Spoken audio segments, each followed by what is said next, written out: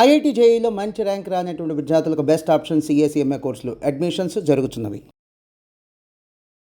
Hello everyone, నేను మీ కీర్తి, మీరు చూస్తుంది సుమన్ టీవీ. ఒక 2 డిఫరెంట్ వీడియోస్ చూశానండి నేను ఈ మధ్య కాలంలో. ఎంతసేపు హాంటింగ్గా అనిపించింది మైండ్లో అంటే, డాక్టర్ స్పందన సైక్రియాటిస్ట్ మనతో పాటు ఉన్నారు, తనతో డిస్కస్ చేయాల్సిందే అనిపించింది. That is why she's here right now. Hi అండి. హాయ్ కీర్తి.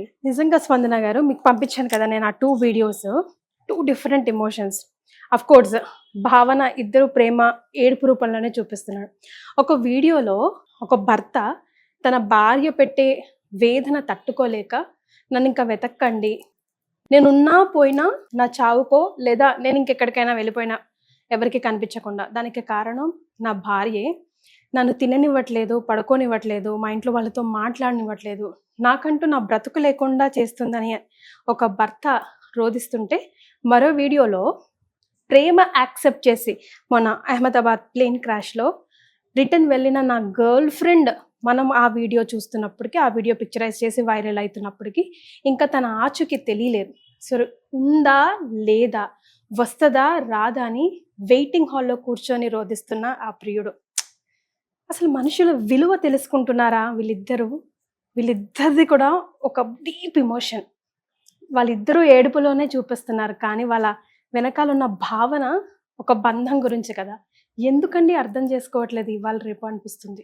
అవునండి, నిజంగా నా 2 వీడియోస్ చూస్తే ఎలాంటి వాళ్ళైనా కొంచెం మూవ్ అవుతారు. ఎందుకంటే ఇద్దరు అబ్బాయిలు, అంటే జనరల్ గా మనం అబ్బాయిల్ని అలా ఏరుస్తూ చూడం, కానీ ఆ ఇద్దరు అబ్బాయిలు 2 ఎక్స్ట్రీమ్ ఎమోషన్స్.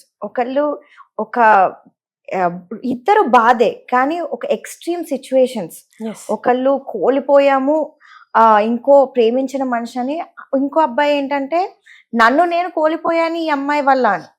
ఆ అమ్మాయి ఎంత టార్చర్ పెడితే ఆడ అలా ఏరుస్తున్నారో మనకు అర్థం కాదు. అసలు ఎంత అబ్బాయి ఆ ఏర్పు కూడా లోపల నుంచి తెచ్చుకొని ఏరుస్తున్నారు. నేను ఇలా తినలేకపోతున్నాను, పనుకోలేకపోతున్నాను, వాళ్ళ ఫ్యామిలీకి, ఇంకా వాళ్ళ ఇన్లాస్ కూడా సారీ చెప్తారు. ఎగ్జాక్ట్లీ, ఆ అమ్మాయి వాళ్ళ మదర్ ఫాదర్ కి కూడా ఆ వీడియో మనం వింటుంటే సారీ చెప్తా ఉన్నాడు హిందీలో. అవును, మదర్ ఫాదర్ వాళ్ళ ఇన్లాస్ కూడా సారీ చెప్తారు. వారి ఎంత అలా ట్రాప్డ్ ఫీలింగ్ అయితే ఒక మనిషి సూసైడ్ చేసుకుందాం అనుకుంటారు. ఆయన ఇంకా భరించలేక, అంటే ఆ అమ్మాయి ఏ లెవెల్ ఆఫ్ కంటిన్యూస్ టార్చర్ పెడుతుందంటే, ఆ అబ్బాయి మానసికంగా కరెక్ట్ గా లేరండి. అంటే ఒక మెంటల్ హెల్త్ పాడైపోయింది అబ్బాయి. కరెక్టే, కానీ ఆ అమ్మాయిని జీవితంలో నుంచి తీసేయొచ్చు కదా, లేదా తన జీవితంలో నుంచి వెళ్ళిపోవచ్చు కదా ఈ అబ్బాయి అయినా కూడా. ఎందుకు సూసైడ్ అని ఎక్స్ట్రీమ్ థాట్కి వెళ్ళాలి? నాకేమనిపిస్తుంది అంటే, చనిపోవడానికే ధైర్యం కావాలేమో అనిపిస్తుంది స్పందన గారు కదా. దానికి ఎంతో ధైర్యం కావాలి, ఈజీగా అయ్యే పని. ఒకవేళ కాకపోతే, అటు ఇటు అవుతే అన్న ఆలోచన ఒక్క సెకండ్ వచ్చినా ఆగిపోతారేమో. బ్రతకడానికి అఫ్ కోర్స్ ఇంకా ధైర్యం కావాలి, కానీ ఆ జీవితంలో నుంచి వెళ్ళిపోయి ఎవరిది వాళ్ళు బ్రతకొచ్చు కదా. అంటే నేను నోరుతో అన్నంత ఈజీ కాకపోవచ్చునేమో బహుశా. మీరు కరెక్ట్ చెప్పారు కీర్తి గారు, నిజంగా చనిపోవడానికి చాలా ధైర్యం కావాలి. కానీ కొంతమంది ఏంటంటే సూసైడ్స్ లో మనం 2 టైప్స్ చూస్తామండి. అది స్పర్ ఆఫ్ ద మూమెంట్, ఆ టైంకి అనుకొని చనిపోయే వాళ్ళు, లేకపోతే చాలా ప్లాన్ చేసి చనిపోయే వాళ్ళు. ఇలాంటి అబ్బాయి ఏంటంటే ఆ వేదన తీసుకోలేక, చావొక్కటే నాకు దారి. ఈ అమ్మాయికి ఇప్పుడు మీకు తెలుసు, కోర్ట్స్కి వెళ్తే అమ్మాయి డివోర్స్ ఇవ్వనంటే అబ్బాయిలకి డివోర్స్ రావట్లేదు. నేనే ఎన్నో డివోర్స్ పెటిషన్స్, ఈ కౌన్సిలింగ్స్ రాసాను హైకోర్టు కోసం. కోర్ట్ జడ్జెస్ దగ్గర నుంచి నా పేరే వచ్చింది ఆర్డర్ లో సైకియాట్రిస్ట్ గా. నేను వాళ్ళని చూస్తుంటే కొన్నిసార్లు కొన్ని అబ్బాయిల మీద నాకు జాలేసేది. వాళ్ళు ఎంత టార్చర్ పడిన అమ్మాయి దగ్గర నుంచి కోర్ట్స్ డివోర్స్ ఇవ్వరు కీర్తి గారు. ఈ సిస్టమ్ మారాలి. ఈ సిస్టమ్ ఓన్లీ ఓకే అమ్మాయిని ప్రొటెక్ట్ చేయాలి, నిజమే, కానీ ఏంటంటే అబ్బాయిలు కూడా ఈ కంట్రీకి సిటిజన్స్. వాళ్ళ 2 sides ఫర్ అ కాయిన్ అన్నది ప్రతి ఒక్కరు కూడా అర్థం చేసుకోవాలి. ఎప్పుడు కూడా అబ్బాయే దోషి కాకపోవచ్చు, ఎప్పుడు కూడా అమ్మాయి దోషి కాకపోవచ్చు అండి.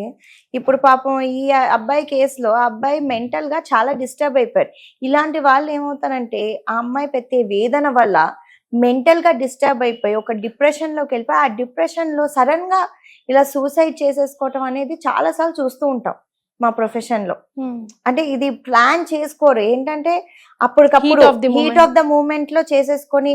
నేను మెడిసిన్ చదువుతున్నప్పుడు కూడా ఎన్నో సార్లు మాకు సిద్ధార్థలో చాలా సూసైడ్ కేసెస్ వచ్చాయి. చాలా మటుకి స్పర్ ఆఫ్ ద మూమెంట్ లో చేసుకుంటారండి. ఎందుకంటే ఆ వేదన ఎలా అంటే ఏదో ఒకటి చేసి ఎస్కేప్ అయిపోదాం. ఆ టెండెన్సీ వచ్చినప్పుడు స్పందన గారు, ఎవరైనా మన వీడియో చూస్తున్న వాళ్ళకి ఉపయోగపడొచ్చు. ఆ టెండెన్సీ ఇంకా నేను ఇంకా చచ్చిపోతాను, ఇదే కదా తాగి పడుకుంటాను, లేకపోతే దూకేస్తాను అలా అనిపించినప్పుడు ఎన్ని మినిట్స్ ఆర్ ఎన్ని సెకండ్స్ మనం హోల్డ్ ఆన్ అవుతే, లేకపోతే ఏం చేస్తే ఆ టెండెన్సీ నుంచి మనం బయటపడొచ్చు, లేదా మన చుట్టుపక్కల వాళ్ళు ఎవరైనా గమనించి something is wrong, something is suspicious అని అర్థమైనప్పుడు ఏం చేయాలంటారు? ఈ 2 పాయింట్స్ నాకు చెప్పరా? కీర్తి గారు, ఎక్కువ సూసైడ్ చేసుకునే వాళ్ళు ఎలా అంటే లోపల దాచేసుకున్న వాళ్ళు బాధల్ని కొంచెం షేర్ చేస్తే వాళ్ళకి ఆ బాధ తగ్గుతుంది. సో మనకి ఎప్పుడన్నా వ్యూవర్స్ వినండి, ఎప్పుడన్నా మీకు సూసైడ్ ఫీలింగ్స్ లాగా వస్తే ఫస్ట్ మీ ఫ్యామిలీకి చెప్పండి. ఓకే, ఫ్యామిలీ భయపడతారు, నేను ఫ్యామిలీతో షేర్ చేసుకోను అని చాలా మంది అనుకుంటారు. నెక్స్ట్, మా లాంటి ప్రొఫెషనల్ మెంటల్ హెల్త్ ప్రొఫెషనల్స్ దగ్గర ఎవరినన్నా కాంటాక్ట్ అవ్వండి. ఈ రోజుల్లో మేము ఎక్స్పీరియన్స్డ్ ఉంటాం. మిమ్మల్ని ఓకే మీకు ఇమోషన్ వస్తుందా, ఎందుకు వస్తుంది, మీకు కాన్సిక్వెన్సెస్ ఏంటి, మీకు ఎలా బాగవుతుందో మేము మీకు హెల్ప్ చేస్తాం. కానీ మీరు ఆ డెసిజన్ మీ ఒక్కళ్ళలా తీసుకోకండి, మేమున్నాం మీకు హెల్ప్ చేయడానికి అని నేను చెప్పాలనుకుంటున్నాను. రైట్. సో ఎంతవరకు అంటే ఇప్పుడు నేనున్నాను, నాకు ఎవరి మీద ఎలాగో తేడాగా మాట్లాడుతున్నాడో 2 రోజులు వీడిని కనిపెట్టాలి అనుకున్నప్పుడు ఏం అబ్జర్వ్ చేయాలి మనం, ట్రిగర్ పాయింట్స్ లాగా అతనిలో? ఒక్కొక్కళ్ళకి డిఫరెంట్ ట్రిగర్ పాయింట్స్ ఉంటుందండి. ఈ అబ్బాయిలో ఫుల్గా ట్రిగర్ పాయింట్స్ లేవు అని ఇగ్నోర్ చేయలేం. అంటే ఒక మనిషి నేను చచ్చిపోవాలనుకుంటున్నాను, నాకు బతకాలని లేదు అని కంటిన్యూస్ గా ఒక 1-2 డేస్ అంటున్నారంటే వాళ్ళని మెంటల్ హెల్త్ ప్రొఫెషనల్ దగ్గర తీసుకెళ్లటం బెటర్. ఓకే. అంటే అది ఒక సడన్ గా ఇలా, ఎక్స్పెషలీ యంగర్ జనరేషన్ పిల్లలు ఎక్కువ చూస్తున్నాం సూసైడ్స్. ఇప్పుడు టీనేజ్ పిల్లలు వాళ్ళు ఎక్కువ టెండెన్సీ టు కమిట్ సూసైడ్ ఎక్కువ ఉంటుంది. సో అలాంటి టీనేజ్ పిల్లల్ని వాళ్ళు బాగా ఒత్తిడి పడిపోతున్నాము, ఇలా ఏరుస్తున్నారు కంటిన్యూస్ గా, నేను చదవలేకపోతున్నాను అంటే మీరు వెంటనే దాన్ని సీరియస్ గా తీసుకోండి. ఆ పిల్లలే కదా ఇప్పుడు ఏరుస్తారు మర్చిపోతారు అన్నట్టు కాలం లేదు. ఏంటంటే మనకి పిల్లలు ఏం చూస్తున్నారు టీవీలో అస్సలు మనం కంట్రోల్ చేయలేకపోతున్నాం. టీవీలో ఓకే, కానీ మరి సోషల్ మీడియా ఉంది, ఫోన్ లో ఎంత స్క్రోలింగ్, అంత ఈ అబ్బాయి సూసైడ్ చేసుకున్నారు, ఆ అబ్బాయి సూసైడ్ చేసుకున్నారు. ఇలాంటి యంగ్ పీపుల్ కి, టీనేజ్ వాళ్ళకి బాగా మెంటల్ గా ఒత్తిడి పడుతుంది ఇవి చూసి.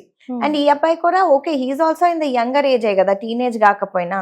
వాళ్ళు ఏంటంటే ఇది ఇంకా బయటపడలేము. ఇప్పుడు పేరెంట్స్ ఏంటి, మేము వెళ్ళి వైఫ్ తో మేము ఉండలేకపోతున్నాం అంటే పేరెంట్స్ ఏమంటారు, కాదమ్మా అడ్జస్ట్ అవ్వాలి అంటే మళ్ళీ ట్రాప్ అయిపోతున్నాననే ఫీలింగ్. సో ఆ ఫీలింగ్ నుంచి బయటకు ఓన్లీ చావు ఒక్కటే అని డిసైడ్ అవుతున్నారు. అందుకనే అందరూ ఈ టైప్ లో ఉంటే హెల్ప్ తీసుకోండి. ప్లస్ అందరూ కొంచెం ఒక వేరే మనిషిని, పార్ట్నర్ని రిలేషన్షిప్ లో ఆ స్టేజ్ వరకు మనం పుష్ చేయకూడదు. ఒక్కరు చేస్తున్న అన్యాయం కోసం కుటుంబాన్ని మొత్తానికి పనిష్మెంట్ ఇస్తామా? ఇప్పుడు తన వైఫ్ చేస్తున్న దానికి కుటుంబం మొత్తం పనిష్మెంట్ ఇస్తామా అన్నది కూడా వాళ్ళు ఒక్కసారి ఆలోచించుకోవాలి. ఇక్కడ సెకండ్ కేసు, ఆ లవర్ కేసు చూస్తే నిజంగా చాలా చాలా చాలా బాధేస్తోందండి. వెరీ సాడ్ అండి. అసలు లైక్ ఆయన అలా చూస్తూ అసలు మైండ్ అంతా కాసేపు డిస్టర్బ్డ్ గా అనిపిస్తుంది. I can truly understand like ఆయన ఏ పొజిషన్ లో ఉన్నాడో, ఇంకా ఎంత ట్రామాకి గురవుతున్నాడో అని చెప్పేసి. సో అతనికి మనం ఎలాంటి సపోర్ట్ ఇవ్వచ్చు, వాళ్ళ ఫ్యామిలీ ఫ్రెండ్స్ కానీ ఎలాంటి సపోర్ట్ ఇవ్వాలి? ఫస్ట్ అయితేనండి ఆయన వెళ్ళే బాధని చాలా మంది ఏంటంటే తలుచుకొని ఏడుస్తున్నాడు ఆ వీడియో. అవును, తలుచుకొని ఆయన వెళ్ళి ఆయన గోత్రు అయ్యే బాధకి చాలా మంది ఫ్రెండ్స్ వచ్చి ఇట్స్ ఓకే ఐ అండర్స్టాండ్ అంటారు. ఎలా అండర్స్టాండ్ అవుతుంది? ఇప్పుడు మనం ఆ పర్టికులర్ పొజిషన్ లో లేకపోతే ఆయన గోత్రు అయ్యే బాధ అండర్స్టాండ్ అవ్వలేదు. మనం ఏంటంటే ఆ టైంలో కొంచెం వాళ్ళకి అది బాధ అనేది స్టేజెస్ లో వస్తుందండి. ఫస్ట్ నమ్మలేకపోతాను. ఇప్పుడు ఏంటంటే ఇలాంటి ట్రాజెడీస్ ఎలా అంటే సడన్ గా ఒక మనిషి, ఇందాక 10 నిమిషాల ముందు కలిసిన మనిషి 10 నిమిషాల తర్వాత బాడీ కూడా ఉండదు. అది ఒక్క మెయిన్ థింగ్. ఇప్పుడు ఒక్కళ్ళకి ఎప్పుడన్నా డెత్ అనేది క్లోజర్ ఉంటే బాగుంటుంది. అంటే చనిపోయే ముందు ఓకే అంటే ఎంతో మంది అంటారు ఒక్కసారి నేను వాళ్ళు చనిపోయే ముందు చూసున్న వాళ్ళకి బాయ్ చెప్పున్నా బాగుండు అని. కానీ ఇలాంటి ట్రాజెడీస్ ఎలా అంటే ఎక్స్పెక్ట్ చేయని ట్రాజెడీస్, ఆ క్లోజర్ లేని వల్ల ఒక మైండ్ లో వాళ్ళు ఇంకా బతికే ఉన్నారు అంటే నమ్మలేకపోతుంది మైండ్. అసలు ఆ ఎయిర్పోర్ట్ నుంచి కూడా తిరిగి వెళ్ళి కూడా ఉండరు. అప్పుడు 25 సెకండ్స్ కదండి, జస్ట్ ఫ్లై అయింది అంతే. అప్పుడే కాలిపోయింది లేదు అసలు మనిషి కూడా అంటే జస్ట్ 15-20 మినిట్స్ ముందు బాయ్ చెప్పిన మనిషికి సడన్ గా అంటే ఇప్పుడు క్లోజర్ ఎక్కడ వస్తుంది? ఫస్ట్ మనం ఒక చనిపోయే మనిషికి బాయ్ చెప్పటం, సెకండ్ క్లోజర్ ఎక్కడ వస్తుంది? మనం బాడీ రిసీవ్ చేసుకొని ఆ లాస్ట్ రైట్స్ చేస్తే. అందుకనే మన హిందూ ధర్మంలో అన్ని రోజులు ఒక మనిషి లాస్ట్ రైట్స్ ప్రొసీజర్ ఉంటది. ఏంటంటే వాళ్ళకు కూడా, పక్కన వాళ్ళకు కూడా, చనిపోయిన వాళ్ళకు కూడా వాళ్ళకి మైండ్ లో కొంచెం అర్థం అవుతుంది, ఓకే ఈ మనిషి చనిపోయారు, ఇప్పుడు మన లైఫ్ లో ఉండరు అని. ఇప్పుడు బాడీయే అసలు చాలా మంది బాడీ సరిగ్గా రికవర్ అవ్వలేదు కదండి, కాలిపోయినాయి అన్నారు. అంటే ఒక మనిషి బతికారు కాబట్టి ఒక ఆశ ఉంటది చిన్నగా, మేబీ ఆమె కూడా ఎక్కడన్నా దూకేసిందేమో, ఏదో అంటే రికవర్ అవుతుందేమో అని ఒక ఆశ ఉంటది. ఆ ఆశ మళ్ళీ మళ్ళీ చచ్చిపోతూ ఉంటది, ఎందుకంటే ఆ బాడీ రికవర్ అవ్వదు. ఇలా అవర్స్ అయిపోతూ ఉంటాయి, డేస్ అయిపోతూ ఉంటాయి. అందుకనే ఆ హోప్ ప్రతిసారి క్రష్ అవుతూ ఉంటది. ప్లస్ క్లోజర్ ఉండదు. బాడీ దొరకకపోతే, అది చూడకపోతే ఒక క్లోజర్ అనేది ఎలా వస్తుంది మనిషికి? ఎగ్జాక్ట్లీ. ఎస్, ఆ 2 సోల్స్కి కూడా అంటే ఇప్పుడు ఎవరైతే భర్త వల్ల లవర్ లేక ఉందో లేదో తన గర్ల్ ఫ్రెండ్ తెలుసుకోలేక వేదన పడుతున్న ఆయనకి, అండ్ ఆయన కోసం కూడా తను ఎక్కడున్నా కూడా చూస్తూ ఉండుంటుందండి. అయ్యో నా కోసమే కదా తిను ఇంతలా బాధపడుతున్నాడు, నెక్స్ట్ జన్మలో అయినా కలుసుకుందాం అని డెఫినెట్గా ఎక్కడి నుంచో తను మాట్లాడుతూ ఉండుంటుంది ఆయనతో. మేబీ అది ఆయన వారికి మెల్లిగా అయినా చేరుతుందేమో. ఇక ఇంకొక అతని గురించి చూసుకుంటే, భార్య ఒక్కదాని వల్ల నువ్వు చనిపోవాలన్న డిసిషన్ తీసుకోవడం కరెక్ట్ కాదు. You have else family. మీ లైఫ్కి మీరే కింగ్ అవ్వాలి. అంత చిన్న, నాకు అది చిన్నగా మనకు మాట్లాడుకోవడానికి చిన్నదేమో కానీ, but life on the whole చూసుకుంటే భార్య పెళ్ళి అనేది ఒక స్మాల్ పార్ట్ కదా. దానికోసం లైఫ్నే కోల్పోవాలా? మీ పిల్లలకి మీరు ఏం లెసన్ చెప్తున్నారు, మీ ఫ్యామిలీస్లో ఉన్న ఇతర చిన్న పిల్లలకి మీరు ఏం లెసన్ చెప్తున్నారు అన్నది ఒక్కసారి ఆలోచించుకోవాలి కదండి. 100% అండి. అంటే మీ వైఫ్ కోసం చనిపోవటం అనేది చాలా తప్పు. ఎందుకంటే ఏముంది, ఆ వైఫ్ చనిపోతే ఆ వైఫ్ మళ్ళీ ఇంకొక 1 year కాకపోతే 2 years లో పెళ్లి చేసుకుంటారు. కానీ చిన్నప్పటి నుంచి పెంచిన పేరెంట్స్ పరిస్థితి ఏంటి? ఆ లవ్ పెట్టుకొని ఇన్ని ఏళ్ళు నిన్ను పెంచిన పేరెంట్స్ పరిస్థితి ఏంటి? ఎందుకనే ఇలాంటి ఏదైనా స్టెప్స్ తీసుకునే ముందు please think about your parents, please think about your brothers, sisters, your family, your friends. ఎందుకంటే ఏదో ఒకటి లైఫ్లో సొల్యూషన్ వస్తుంది. లైఫ్ ఏదో ఒకటి ఈ రోజు కాకపోయినా రేపైనా సొల్యూషన్ ఇస్తుంది. కానీ ఇలా చేయటం మాత్రం ఆ ఫ్యామిలీకి, ఫ్రెండ్స్కి అందరికీ లాస్, చాలా పెద్ద లాస్. చాలా పెద్ద loss. Thank you so much అండి. On this heavy note, living part. By.